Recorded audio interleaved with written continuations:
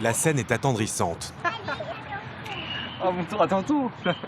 Foued Mohamed Agad, un jeune Alsacien de 20 ans, joue avec son neveu. Cette vidéo de famille a été tournée en 2013. Tu grimpais, toi. À cette époque, rien ne laisse penser que derrière les sourires se cache un bourreau. Le voici 2 ans plus tard. Sachez qu'on a reçu ordre d'Emir El-Mouminin de vous tuer où que vous soyez. L'oncle attentionné a changé de visage. Il a rejoint l'organisation État islamique. Sur cette vidéo de propagande, Foued Mohamed Agad s'apprête à tuer un homme. Aux musulmans, restez à l'arrière. Qu'avez-vous à rester cloué au sol quand on vous a dit élancez-vous au combat? Ces horreurs, l'Alsacien ne va pas les commettre uniquement en Irak et en Syrie. Il va revenir en France avec d'autres terroristes pour commettre les attentats du 13 novembre à Paris. Le commando fait 130 morts et près de 500 blessés. Ce sont les attaques les plus meurtrières qu'ait connues la France. Foued Mohamed Agad, l'un des assaillants du Bataclan.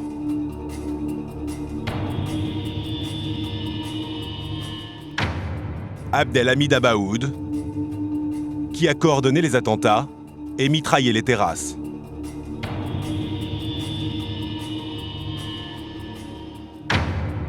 Brahim Abdeslam, mitrailleur des terrasses lui aussi, il s'est au comptoir Voltaire. Son frère, Salah Abdeslam, l'un des logisticiens qui a transporté les terroristes en Europe ainsi qu'au Stade de France.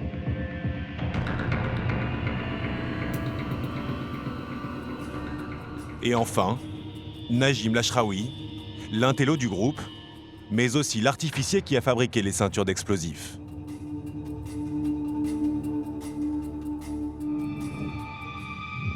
Qui sont ces hommes? Quelle a été leur vie? Comment se sont-ils radicalisés au point de devenir des monstres? Nous avons retrouvé leurs proches et ceux qui ont croisé leur route.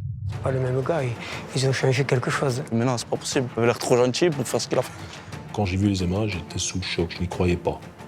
Qu'est-ce qui fait qu'il a basculé? Ce garçon, il n'était absolument pas programmé pour commettre des faits pareils, mais absolument pas.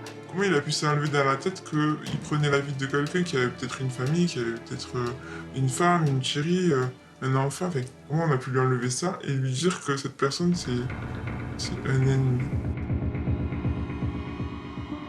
À la naissance, personne n'est programmé pour tuer. Le mal s'installe au fur et à mesure, selon les histoires personnelles. Que s'est-il passé dans la vie de l'Alsacien Foued Mohamed Agad? Qu'est-ce qui l'a poussé à devenir l'un des tueurs du Bataclan?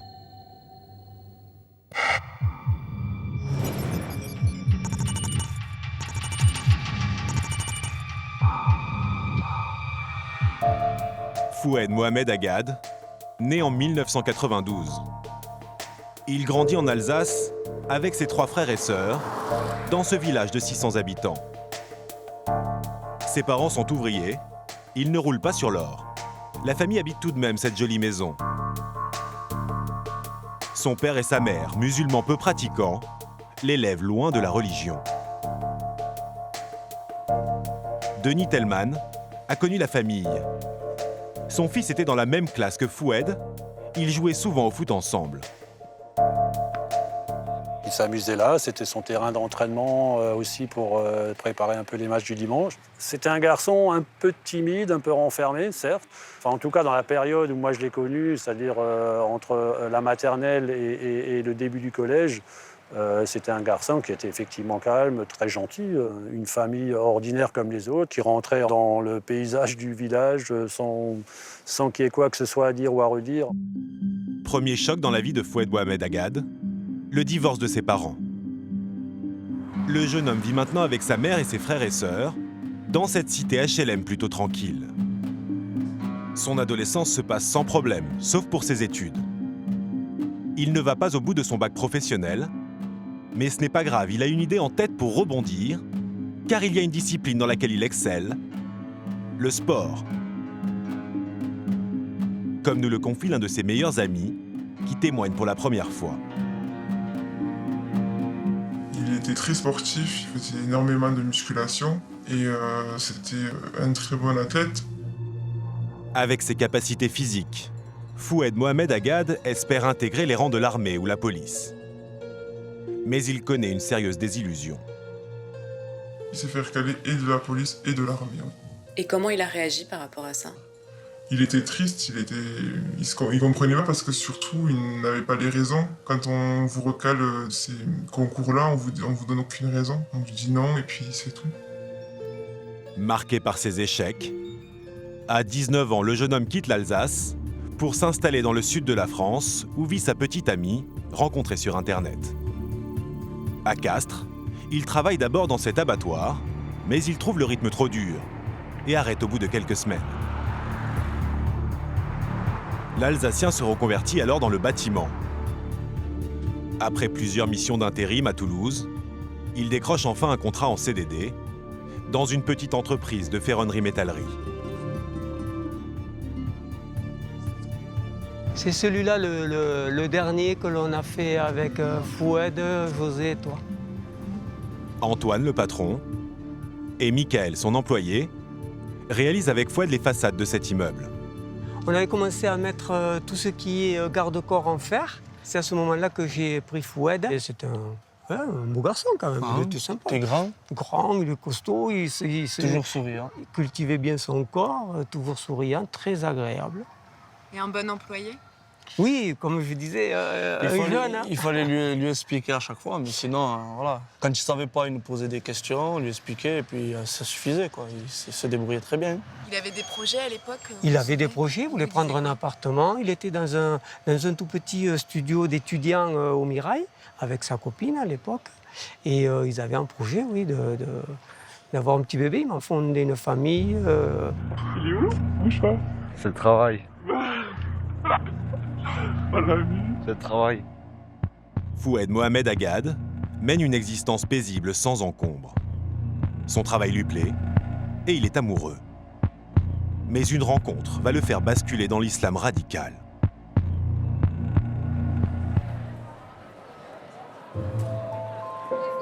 Parmi les terroristes du 13 novembre, la moitié a grandi en Belgique, dans la banlieue de Bruxelles. Notamment à Molenbeek-Saint-Jean, une petite ville où s'est installée une importante communauté maghrébine.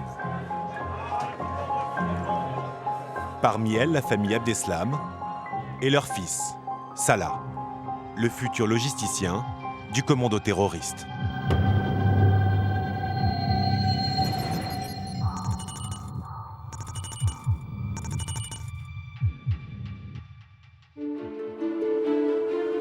Les parents de Salah Abdeslam habitent sur la place du marché, dans ce grand appartement, avec leurs 5 enfants. La maman est mère au foyer, le papa conducteur de tramway. Tous les deux veillent à l'éducation de leurs enfants. Mais Salah leur donne du fil à retordre, il sèche souvent les cours au lycée. L'un de ses anciens professeurs se souvient d'un élève intelligent, mais peu investi. Il n'avait pas d'ambition pour entrer dans une faculté ou dans une école supérieure. C'était vraiment pas ça qu'il avait en tête. C'était vraiment le travail, avoir de l'argent et faire sa petite vie de famille. Il avait des comportements assez...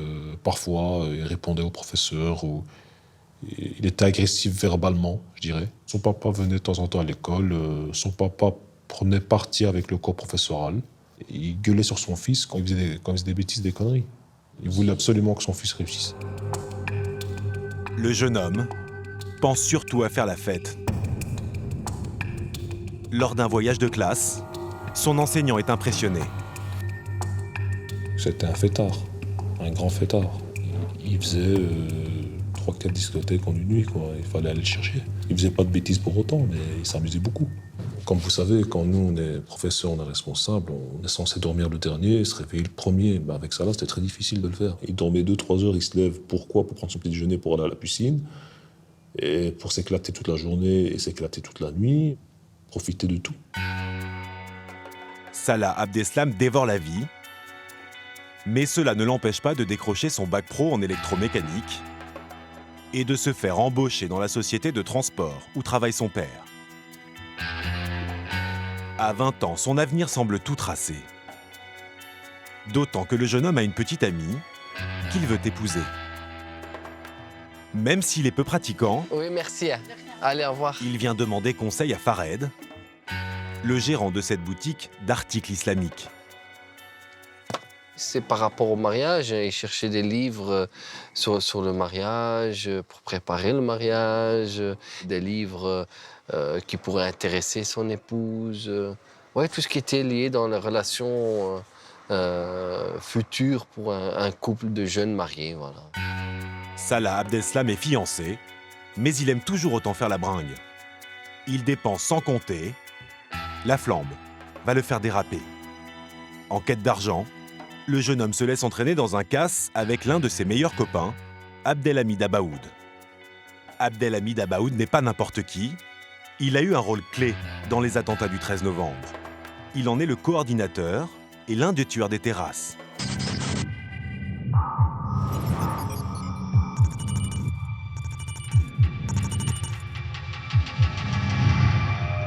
Le destin des deux amis se lie un soir de décembre 2010, lorsqu'ils décident de cambrioler des garages avec deux autres jeunes.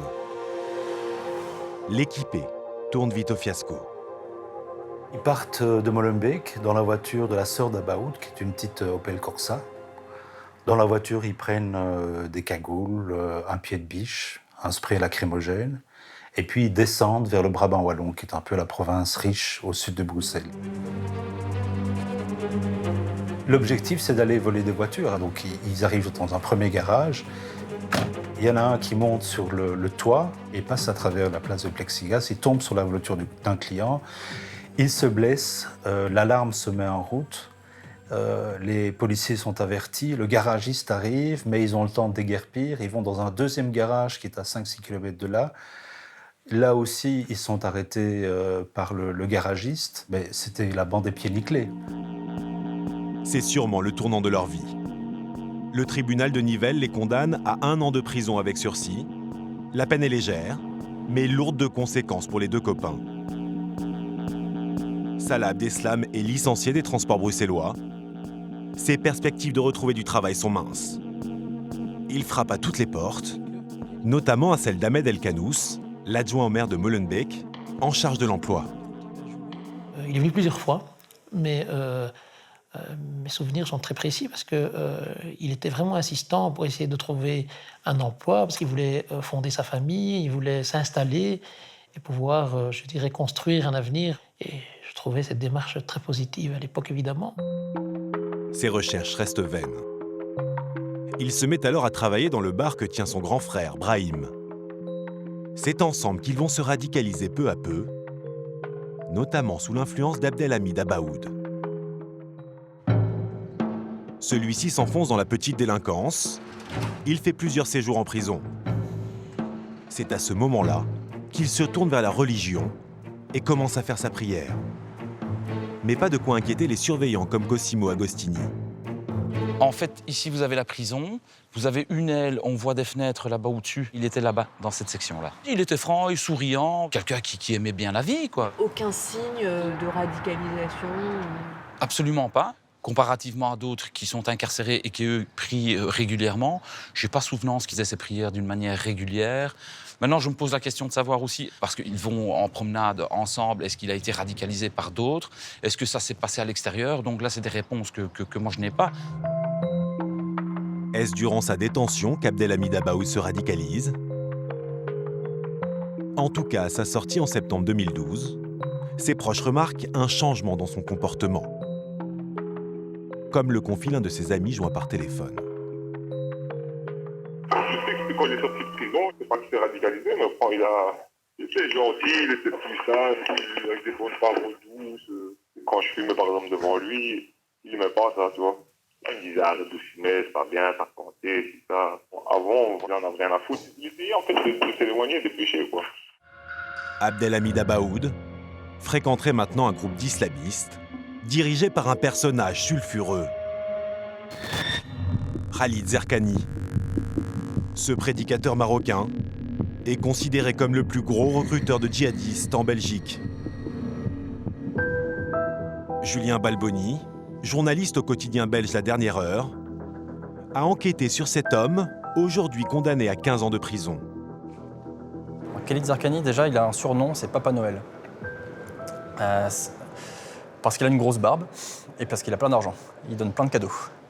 C'est quelqu'un qui est d'une taille moyenne, qui est assez obèse, qui a une énorme barbe, des cheveux hirsutes, une petite calvitie, ainsi que la marque sur le front, la marque de la prière, sur le signe de ceux qui prient énormément, et qui est d'une allure assez sale. Il faut l'imaginer dans un training un peu dégueulasse et des taches de gras un peu partout. C'est un drôle de personnage assez impressionnant. Alors, comment fait-il pour attirer les jeunes recrues? Son aura, Zerkani l'a construite avec une maîtrise parfaite du Coran. Il s'est adapté les versets à sa cause, le djihad. Beaucoup de ses prêches ont lieu dans son appartement, au dernier étage de cet immeuble. Vous habitez ici? Oui. Est-ce que vous connaissez un homme qui s'appelait Monsieur Zerkani, un grand avec une barbe? Je sais pas, non, pas beaucoup de lui. C'est seulement qu'est-ce que j'ai vu, il y a beaucoup de gens qui sont venus ici, chez lui. Ouais. C'est ça que j'ai vu. Quel genre de personnes venaient? Des hommes, des hommes. Et ils venaient plutôt le soir, la journée Même la nuit. Ah oui, la nuit aussi. Même la nuit aussi. Il est arrivé à faire entrer dans la tête de ces jeunes que le vrai courage, c'était de partir en Syrie pour aller combattre l'armée de Bachar el-Assad qui opprimait le peuple sunnite. Également combattre pour instaurer la charia. La petite graine du djihad est maintenant en train de germer dans la tête d'Abdelhamid Abaoud. Il songe à partir en Syrie. Il ne lui manque plus qu'une opportunité. Sans le savoir, pour son plus grand malheur, c'est son père qui lui aurait fourni. Ce commerçant bien établi, qui tient un magasin de vêtements à Molenbeek, a tout fait pour donner un bel avenir à son fils. Il l'inscrit dans ce collège catholique réputé, mais ses résultats sont médiocres. Alors il le prend à ses côtés dans sa boutique, mais rien n'y fait.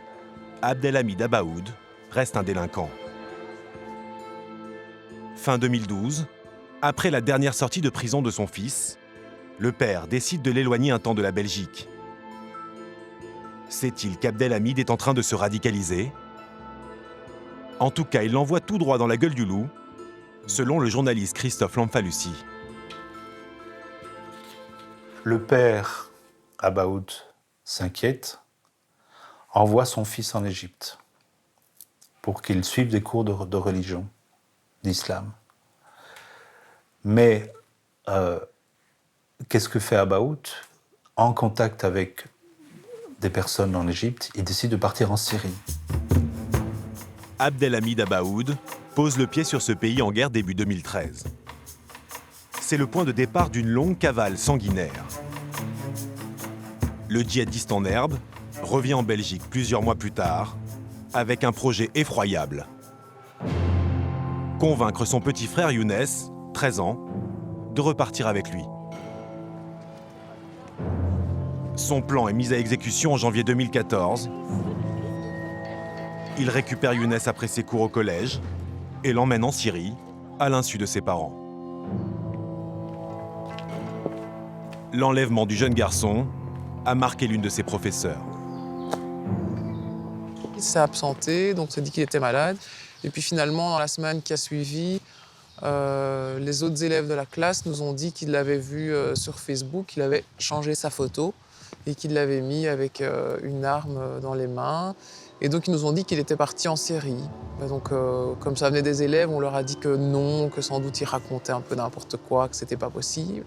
On n'y a d'ailleurs pas cru, on n'y a cru qu'au moment où la direction nous a convoqués pour nous dire qu'effectivement la police était venue et qu'il était effectivement parti en Syrie. Les parents sont vraiment tombés de haut, ils ne pouvaient pas y croire.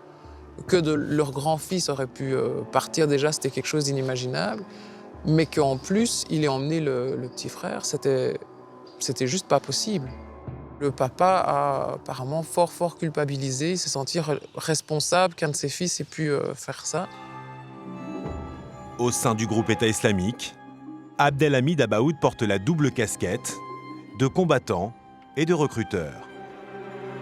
Sur les réseaux sociaux, il publie régulièrement des photos comme celle-ci, légendées, les touristes terroristes. Il envoie à la fois l'image des vacances, puisqu'on le voit pêcher, on en voit d'autres qui se baignent dans les rivières. On le voit aussi avec des armes. On le voit à un moment où il est en train de se protéger de tirs. Il dit voilà, je suis à la ligne de front, je suis courageux. Voici cette vidéo de propagande. Est-il vraiment sur le front? En tout cas, Abdelhamid Abaoud fait le malin, caché derrière des sacs de sable. Ils avancent vers nous avec des tanks, l'artillerie lourde, beaucoup d'hommes. Alhamdulillah. Nous sommes en phase 2, une cinquantaine d'hommes, la plupart portant sur des Kalachnikov. Les ennemis d'Allah et les ennemis de l'islam se sont rassemblés dans le monde entier. Que ce soit en commençant par les soi-disant bouddhistes pacifiques qui exterminent des chiites et mangent les musulmans en Asie, ou les Africains en Centrafrique qui tuent les musulmans. Subhanallah. Ça fait une petite heure qu'il y a un sniper qui essaie de m'avoir. Mais bi'idhnillah, il ne m'aura pas par la volonté d'Allah. Il emploie aussi des arguments plutôt étonnants, comme vanter la gastronomie syrienne. En vivant en Europe, je n'ai mangé de nourriture comme celle que j'ai mangée ici. Je suis rentré dans des villas, des palais. Accourez-vous au jihad, accourez-vous au jihad, accourez au jihad, accourez. Il renvoie à ses copains de Molenbeek, il renvoie l'image d'un type qui est fort, qui est courageux. C'est vraiment toute l'idéologie du Superman dans un endroit idyllique. C'est ce qui a malheureusement attiré, parce que beaucoup de jeunes sont partis en se disant on va vivre dans des palais. Mais l'un de ses films révèle les horreurs qu'il commet.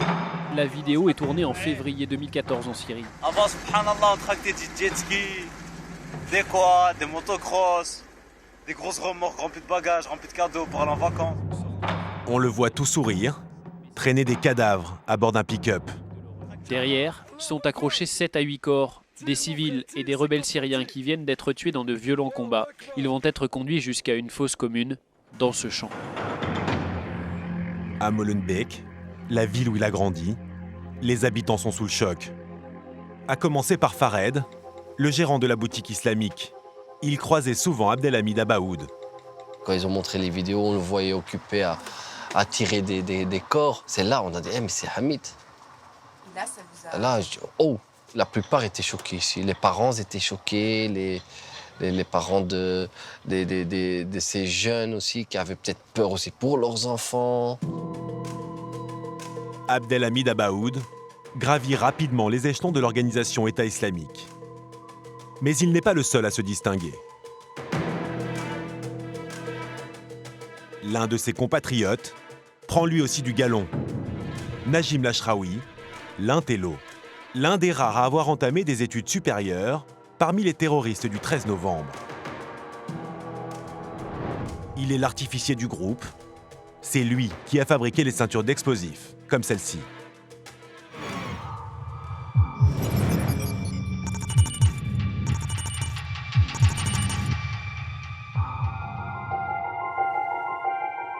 Najim Lachraoui est né en 1991. À son adolescence, ses parents, pourtant musulmans pratiquants, l'inscrivent dans une école catholique de la banlieue de Bruxelles. Un signe d'ouverture d'esprit, contrairement à leur fils qui se montre déjà très critique envers l'Occident. Bruno Derbé, son professeur de religion, se souvient de son côté vindicatif. C'était un élève brillant, qui était intelligent et qui était participatif. Personne n'aurait dit de Najim à cette époque-là qu'il était malveillant. Maintenant, ça ne veut pas dire qu'il n'y avait pas de la colère en lui. Et donc, notamment, lorsqu'on parlait de religion au cours, je me souviens assez bien que Nejim, là, montait au créneau. Il commençait à être dans un discours, mais ça ne va pas avec l'islam, on nous regarde mal, les gens se trompent. Il faut bien se rendre compte qu'on est dans l'après-2001, avec, depuis quelques années déjà, un amalgame systématique qui est fait entre l'islam d'Al-Qaïda et les musulmans qui sont à côté de nous. L'adolescent grandit dans cette ambiance pesante. La religion prend alors de plus en plus d'importance. Le jeune homme se renferme et commence peu à peu à se radicaliser. Nejim est rentré dans un islam de repli. On ne serre plus la main des filles. C'est quelque chose que je n'avais pas vu à l'époque, mais que d'autres m'ont rapporté par la suite.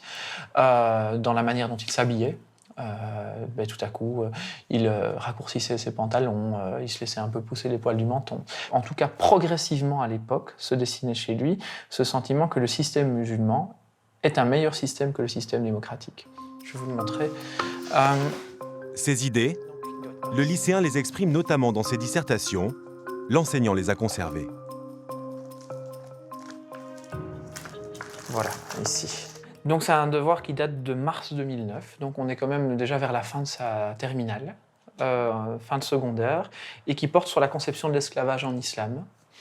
Nous gardons en mémoire les images abominables de l'esclavage pratiqué par notre chère Europe occidentale. Donc, la chère Europe occidentale montre qu'il y a de nouveau un certain ressentiment. Lorsqu'elle, l'Europe, a aboli l'esclavage, elle a osé s'en vanter, et peu de temps après, elle a colonisé l'Afrique. On a, dans ce discours-là, clairement un discours qui est déjà extrêmement critique par rapport au modèle occidental. Il y a au minimum du ressentiment, une colère qui est latente, et derrière ça, une manière de défendre l'islam pour montrer que malgré le fait qu'il soit attaqué, il présente une sagesse plus importante. Il avait une bonne connaissance d'un certain islam, c'est-à-dire l'islam trop disponible dans les quartiers bruxellois de l'époque. Najim Lachraoui baigne dans le salafisme, un courant radical de l'islam. La religion lui sert maintenant de guide dans la vie. Mais pour son avenir, il se voit ingénieur. Un avenir stoppé net en première année de Polytechnique, lorsqu'il échoue à ses examens. Je crois que ça a basculé lorsqu'il a raté sa première. Manifestement, Nejim s'est replié dans des groupes qui ne parlaient plus qu'un certain islam, et puis encore des groupes un peu plus radicaux encore dans la manière de percevoir l'islam. Najim Lachraoui se rend régulièrement dans cette mosquée de la banlieue de Bruxelles. Si l'étudiant est sensible aux prêches de l'imam de l'époque, ils sont loin de faire l'unanimité auprès des fidèles. Mais vous l'avez connu alors? Oui, je l'ai connu. Et vous trouviez que c'était effectivement un peu trop Je radical? n'étais pas d'accord avec certains discours qu'il tenait. Surtout quand vous parlez au nom de Dieu, c'était ambigu, oui. C'est pour ça que nous nous sommes plaints et nous avons demandé le départ. Mais c'est trop tard, le mal est fait. Des salafistes traînent autour de la mosquée. Certains d'entre eux appellent au djihad. Najim Lachraoui est vu à de nombreuses reprises avec un converti très actif, aux propos extrêmes, Jean-Louis Denis. Pour lui, les musulmans ont trahi l'islam en s'installant en Europe. J'en veux à tous ces papas, à tous ces padres qui sont venus émigrer ici. Et ils sont venus ici, ils ont commencé à faire des mosquées, ils ont commencé à construire. Et puis ils disent, ah c'est chouette, regarde, il y a des boucheries halal. Ah, il y a une boulangerie. Ah, il y a une mosquée. Ah, et alors ils croient qu'ils peuvent rester ici, sous l'autorité des mécréants. Et ils appellent au vote, ils appellent au shirk, ils appellent à s'intégrer, alors que l'islam, il appelle à la charia. Jean-Louis Denis ne fait pas que du prosélytisme. La justice belge l'a d'ailleurs condamné en janvier 2016 à 10 ans de prison pour avoir dirigé une filière qui envoyait des djihadistes combattre en Syrie. Je voulais d'abord féliciter tous les moudjahidines qui se battent pour élever la parole d'Allah, combattre contre le Dajjal et tout le système satanique capitaliste, et contre le communisme, et contre les chiites, rawafites, et tous ces ennemis d'Allah. Ces discours font écho aux idées de Najim Lachraoui. Preuve de son endoctrinement, son compte Twitter de l'époque. Le jeune homme qui utilise le pseudo d'Abou Idriss a comme photo d'accueil ce drapeau noir et blanc, symbole actuel du groupe État islamique. Début février 2013, il poste même plusieurs messages faisant référence au djihad. Il y a dans le Coran plus de 1000 preuves sur l'obligation et la nécessité de s'allier aux croyants, de les secourir, de défendre leur honneur et sur la nécessité de s'opposer aux mécréants. Seul un sacrifice hors norme peut convenir à la noblesse de la religion d'Allah. Ce sacrifice est le djihad. Quelques jours après ces tweets, le 17 février 2013, Najim s'envole pour la Syrie. Son niveau d'instruction lui permet de devenir un membre important du groupe État islamique, notamment pour faire le lien entre les otages et les émirs. Comme le raconte l'un de ses prisonniers, le journaliste Didier François que l'on voit ici, le jour de sa libération. Vous avez bien tous bossé, je suis sûr. Merci les gars, merci les filles. Enlevé par Daesh en 2013, alors qu'il couvre la guerre en Syrie, il reste leur captif pendant près d'1 an. Najim Lachraoui passe plusieurs fois discuter avec lui. Il était très jeune, 23 ans à l'époque, mais extrêmement brillant. On a eu effectivement d'assez longues discussions. C'est quelqu'un qui avait lu beaucoup sur la religion, qui avait une approche très intellectuelle et très comparative de l'islam et de la religion catholique. Enfin, c'était quelqu'un qui était extrêmement fin. Il n'utilisait jamais la violence, ce qui le rendait d'autant plus dangereux. C'est qu'à la différence des autres qui étaient un petit peu des brutes épaisses, lui était quelqu'un qui réfléchissait beaucoup. Il avait la confiance de ses chefs. C'était l'un des cadres de l'État islamique, c'était pas un garde de base. Najim Lachraoui devient aussi artificier. C'est lui qui fabriquera les ceintures d'explosifs qui éclateront au Stade de France, au Bataclan et dans un café parisien. Dans le sud de la France, Foued Mohamed Agad, l'Alsacien parti vivre à Toulouse, ne sait pas encore que dans quelques mois, il va devenir un combattant de l'État islamique. En septembre 2013, Foued arrive au terme de son contrat dans le bâtiment. Son patron ne peut pas le garder. À la fin de son contrat, on avait décidé, je les avais invités à venir à la maison faire un petit repas. On avait rigolé, mais je sentais un petit pincement de la fin de son contrat. Il ne savait pas sur quoi il allait rebondir derrière, est-ce qu'il allait retrouver du travail ou pas. Je le sentais un petit peu inquiet sur ce qu'il allait faire le lendemain. J'avais pris son numéro, mais c'est jamais revenu. Au chômage, s'ajoute la séparation avec sa copine. Le jeune homme retourne alors en Alsace, où vit son petit-neveu et son grand frère Karim.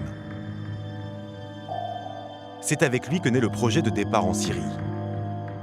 Sur Internet, les deux frères regardent en boucle des vidéos de propagande, comme celle-ci.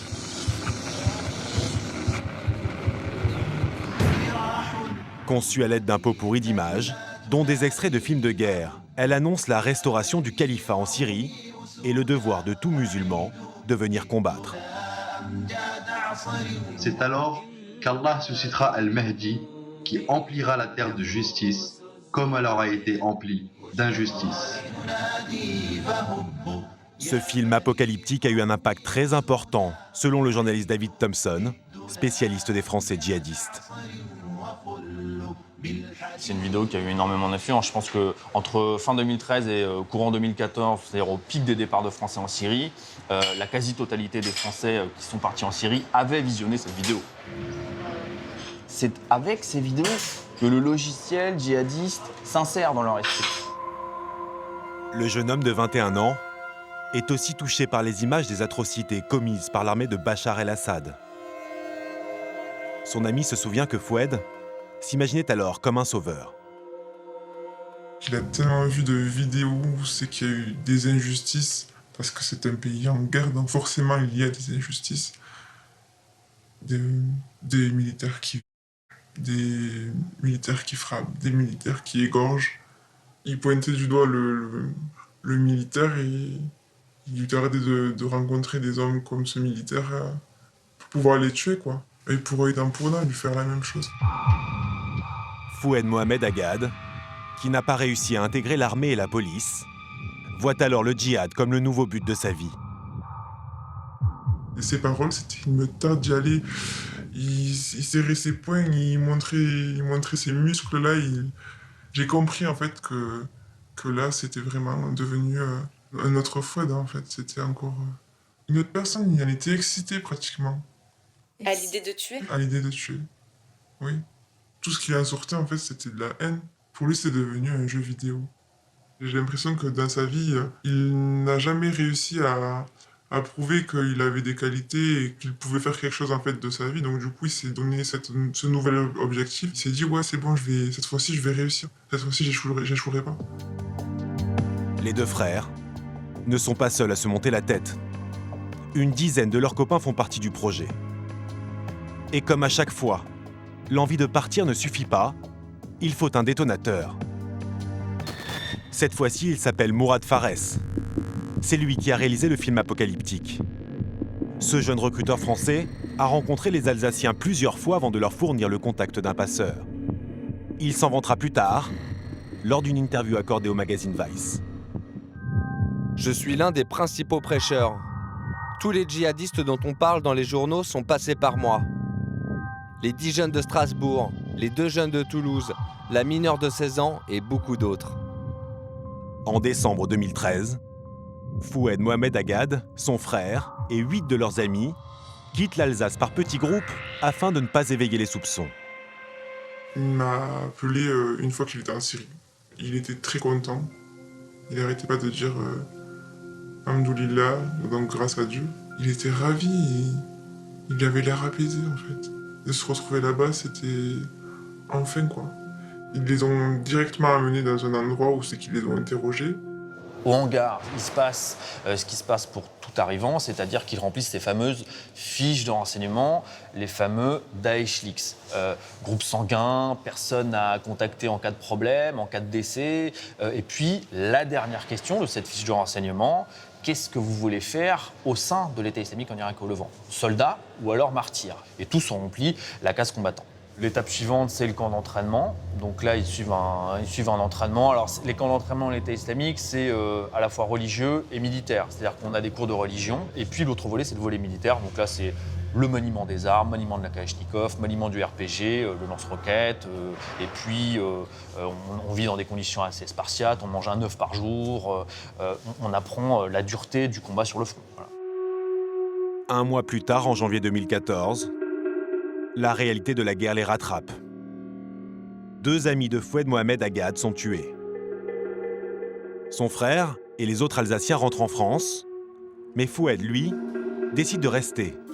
Il explique à son meilleur ami, avec lequel il est toujours en contact, que la mort sera son salut. Et j'ai dit, mais ça t'a pas traumatisé, ça t'a pas choqué? C'est la première fois que tu vois la mort d'aussi près. Et là, il m'a répondu, non, je sais dans quoi je me suis embarqué. Et au contraire, faut pas le prendre mal, il faut être heureux. Ces gens-là sont morts en martyrs. Ils vont bénéficier des plus hautes récompenses de Dieu. J'ai pas compris en fait. Moi je me suis dit, mais ils doivent être en état de choc. Il m'a bien expliqué que s'il mourait en martyr, Dieu lui offrait la possibilité de ramener avec lui 70 personnes de son choix. Donc du coup, il s'est dit que s'il mourait en martyr, sa mère et ses proches iraient avec lui au paradis. Et il ira jusqu'au bout dans cette logique djihadiste. C'est de revenir en France pour faire un attentat, le pire attentat qu'ait jamais connu la France. Foued Mohamed Agad va passer près de 2 ans en Syrie avant de revenir prendre d'assaut le Bataclan. De son côté, fin 2014, Abdelhamid Abaoud, le Belge qui a enlevé son petit frère, est monté en grade. Daesh lui a confié la mission d'organiser des attaques en Europe. Mais rien ne va se passer comme il l'a prévu. Abdelhamid Abaoud monte à distance une cellule terroriste à Verviers en Belgique. Ces hommes se planquent au rez-de-chaussée de cet immeuble. C'est lui le chef, c'est lui qui organise tout, c'est lui qui donne les ordres. Il est en contact téléphonique avec ses lieutenants qui exécutaient ses ordres sur place. Achète telle quantité de produits chimiques et celle-là, arrête de me téléphoner avec ton vrai téléphone. Mais l'un d'eux ne respecte pas ses consignes et passe des appels avec son téléphone sans imaginer qu'il est sur écoute. Après plusieurs semaines de surveillance, les enquêteurs comprennent qu'un groupe de terroristes prépare des attentats de grande ampleur. Le 15 janvier 2015, la police belge lance l'assaut contre l'appartement qu'ils occupent.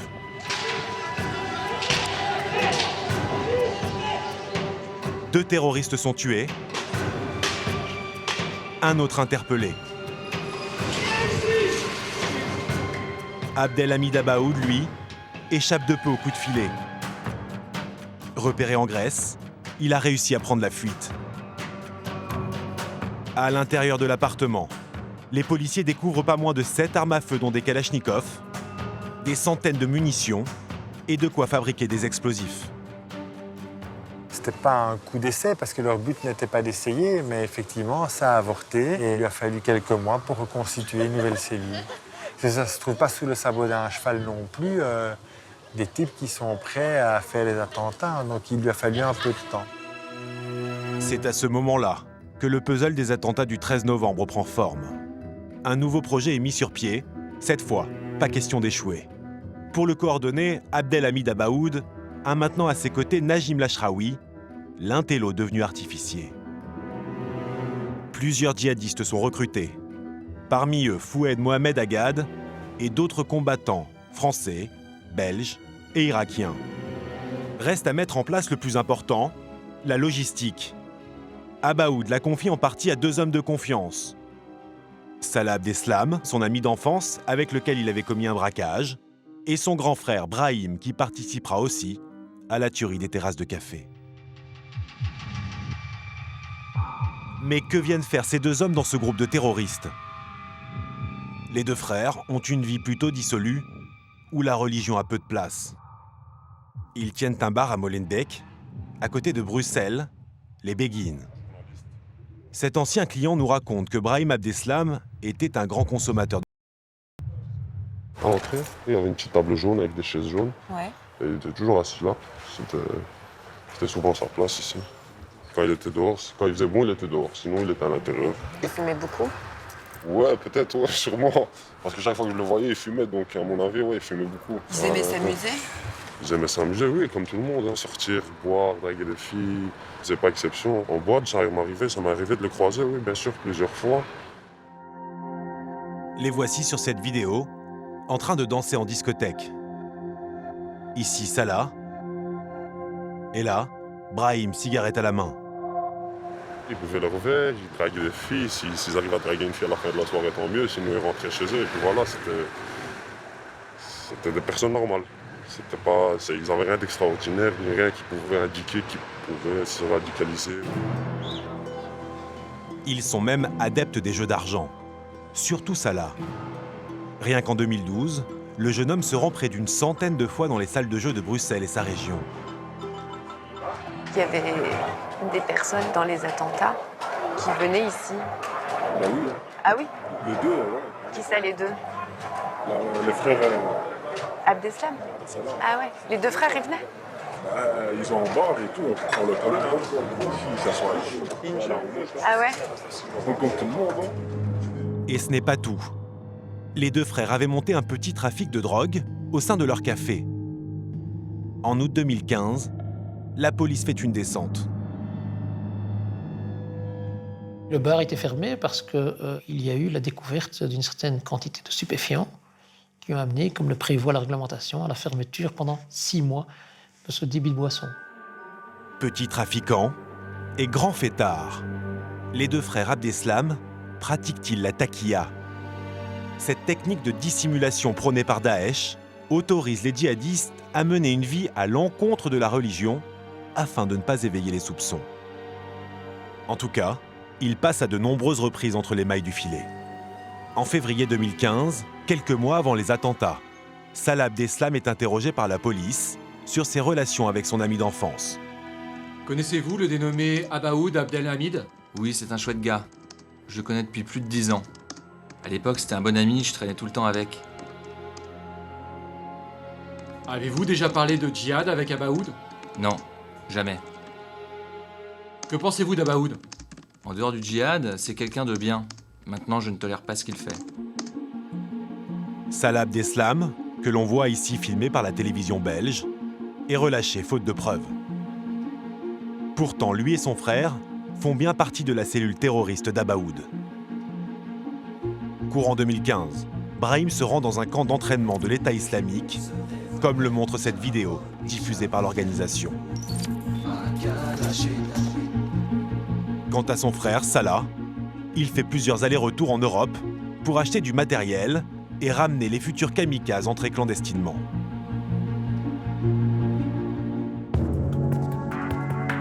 Le 4 août, il est contrôlé au port de Patras en Grèce, en compagnie d'un homme, puis il retourne en Belgique, en passant par l'Italie. Début septembre, il se rend en région parisienne dans un magasin de feux d'artifice. Il y achète du matériel permettant de déclencher des explosifs. 5 jours plus tard, il est contrôlé à la frontière entre la Hongrie et l'Autriche en compagnie de 2 hommes. Grâce à leur faux passeport, il passe sans problème. L'un d'eux n'est autre que Najim Lachraoui, l'artificier qui fabriquera les ceintures d'explosifs. Le 17 septembre, Salah Abdeslam retourne une nouvelle fois en Hongrie, sans doute pour y chercher d'autres arrivants.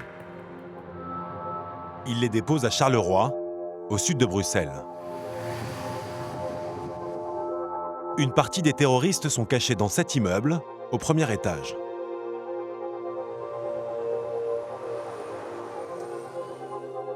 Environ un mois avant les attentats, le plus jeune d'entre eux, Bilal Adfi, qui se fera au Stade de France, se rend dans une librairie islamique à 2 pas de leur planque.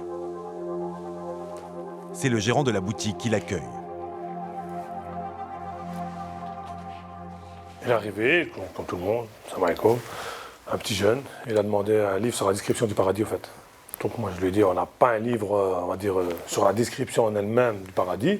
On a un livre sur les chemins menant au paradis, sur les bonnes actions et tout. On n'a pas ce genre de livre. Donc je lui ai plus proposé ce livre-là.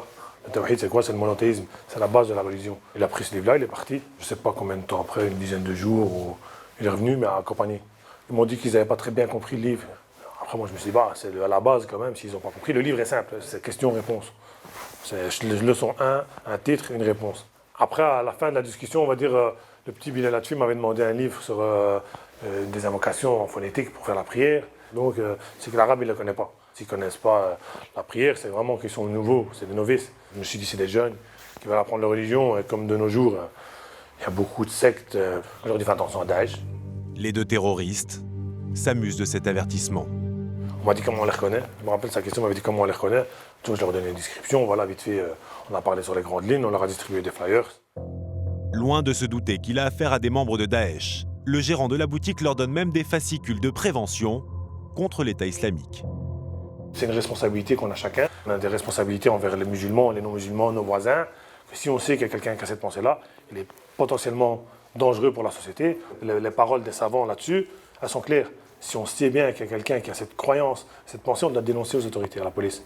En les dénonçant, on peut éviter beaucoup de choses. Et jamais pensé qu'eux, ils étaient pro-Daesh. Ah non, un petit 1m60, tout mince, tout gentil, qui ne connaît pas l'arabe, il ne connaît même pas le monothéisme, la base de la religion. Non. Après, on va dire que ça rentre dans le profil. Des ignorants, des jeunes qui ne sont pas doués de raison. Le jeune terroriste revient même une 3e fois.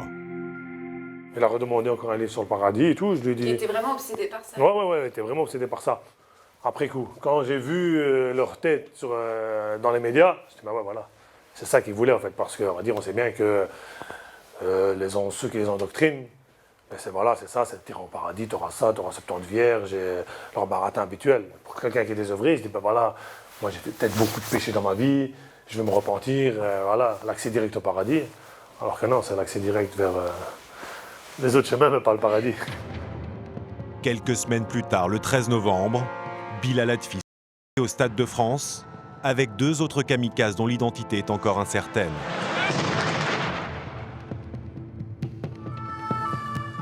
Au même moment, Abdelhamid Abaoud, Brahim Abdeslam et un autre tireur belge mitraillent les terrasses de café des 10e et 11e arrondissements de Paris. Puis c'est au tour de Foued Mohamed Agad et de 2 autres Français de prendre d'assaut la salle du Bataclan. Au total, 130 morts et près de 500 blessés. Les 9 terroristes meurent tous le soir même, ou quelques jours plus tard, lors de l'assaut mené contre leur planque à Saint-Denis.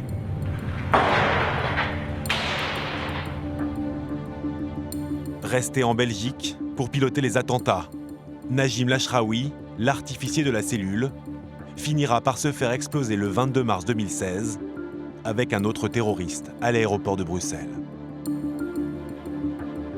Quant à Salah Abdeslam, seul survivant du commando du 13 novembre, il a réussi à prendre la fuite et à se cacher pendant 4 mois. Une longue cavale qui s'est terminée le 18 mars dernier à Molenbeek, la ville où il a grandi. Ici la police fédérale, nous vous demandons de sortir les mains en l'air. Il est aujourd'hui incarcéré en France, à la prison de Fleury-Mérogis, et placé à l'isolement. Pour l'instant, il se mure dans le silence. Son procès permettra peut-être d'apporter des réponses aux questions que se posent encore les victimes.